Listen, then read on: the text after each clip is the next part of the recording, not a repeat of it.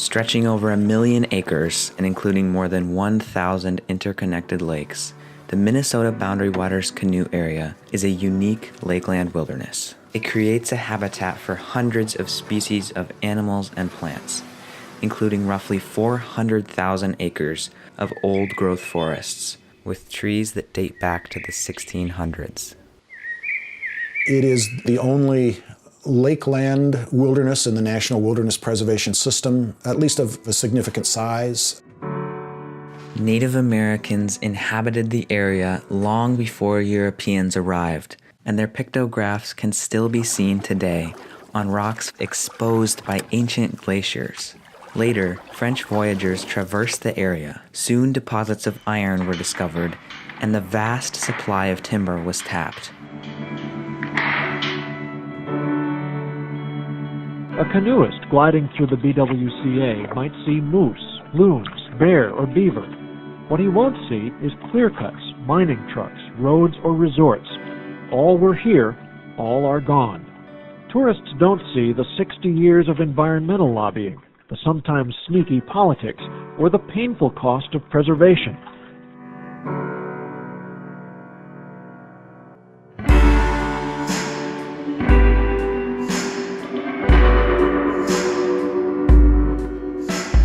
The conflict over the Boundary Waters legislation in the 1970s still remains one of the most bitter, divided Minnesotan environmental controversies to date. People on each side had strong opinions concerning the wilderness, which included logging, mining, and motorized use. They were willing to fight for what they believed in, which didn't make the fight over the Boundary Waters legislation in Congress easy. And when a wilderness area happens in your backyard, you get very emotional about it. You take away a little bit, later they come and take back more, and before long, they take it all. You know, now looking back 40 years, it's easy to get the impression that the wilderness side was always going to win. But at the time, it was never certain. My name is Kevin Proescholdt, and I've been involved with the Boundary Waters since the 70s. Kevin helped pass the 1978 Boundary Waters Canoe Act, and he's written extensively about the history since. He's the co-author of Troubled Waters, Fight for the Boundary Waters Canoe Area Wilderness.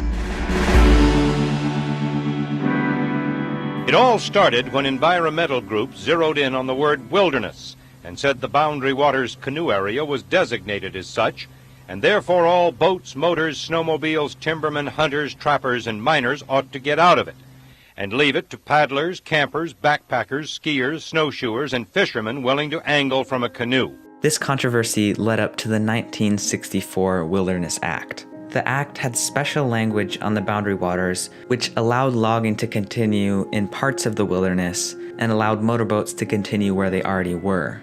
That created this kind of untenable situation because the Boundary Waters was a wilderness in name, but not necessarily in management. Logging continued deeper than ever before into areas of northeastern Minnesota that had never been logged. A series of lawsuits over the Boundary Waters issues got the Boundary Waters back to the boiling point in the mid-70s. And so the Boundary Waters debate intensified. The residents of northeastern Minnesota had strong opinions about the Boundary Waters because it was right in their backyard. There was a fight against establishing a wilderness area that precluded everyone up in northeastern Minnesota from enjoying the fishing and camping and recreation that was available in that area.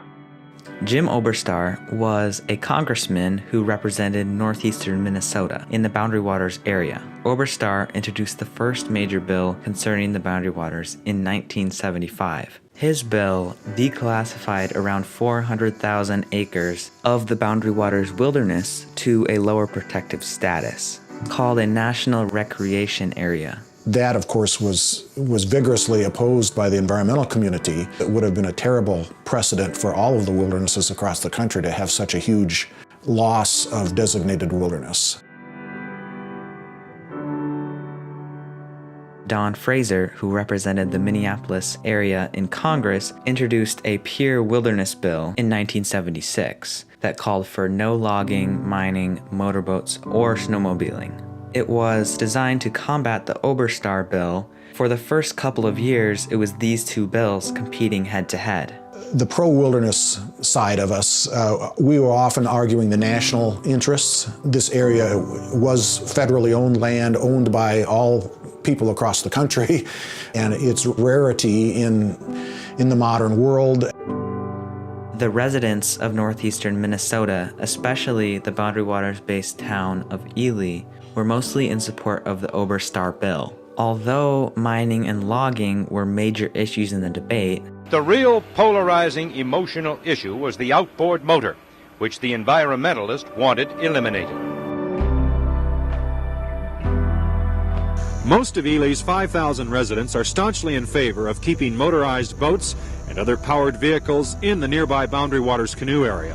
once it was clear that Fraser's pure wilderness bill was extremely unpopular with the residents in northeastern Minnesota and too ambitious for some Republicans in the House to vote for, Congressman Phil Burton from California and Bruce Vento from St. Paul introduced a new bill. The bill was mostly a wilderness bill. As a compromise, it added more motorboat lakes, taking into account the concerns of the northeastern Minnesota residents. The bill was brought to the House. The House of Representatives voted in favor of a Boundary Waters canoe area. It passed.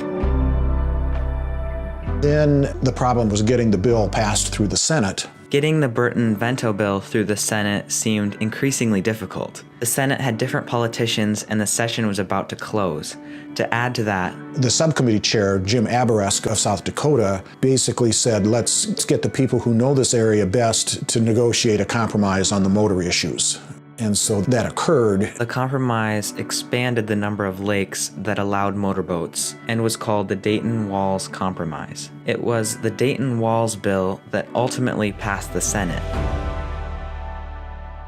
After decades of uncertainty and conflict, on Saturday, October 21st, 1978, President Carter signed the BWCA bill that is still the law of the lakeland to this day. In the years that followed, there was turmoil over what this meant for northeastern Minnesota residents. The Boundary Waters Act brought change. The government bought out resorts within the wilderness. It ended logging, phased out snowmobiling, and reduced motor access. People who had traditionally made their living from motorized use of the wilderness now had to find a new way of doing things.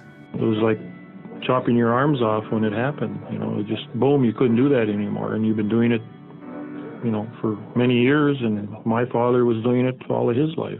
So you have to go out and find a new customer base. Some of the provisions that were included in the 1978 law tried to soften the blow, so to speak. For example, Congressman Phil Burton had included lots of funding for intensifying forest management on the Superior National Forest outside of the Boundary Waters to kind of make up for the loss of logging inside the Boundary Waters.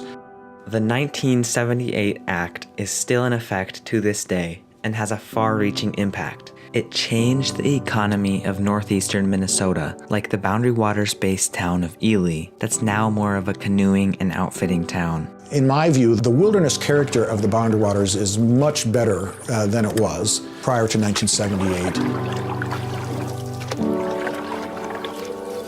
In environmental politics, victories are temporary and losses last forever.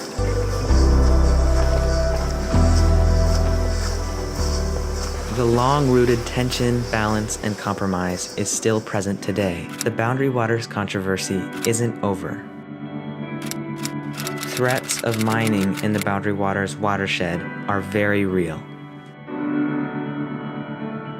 Wilderness is a valuable resource that has the power to inspire and motivate.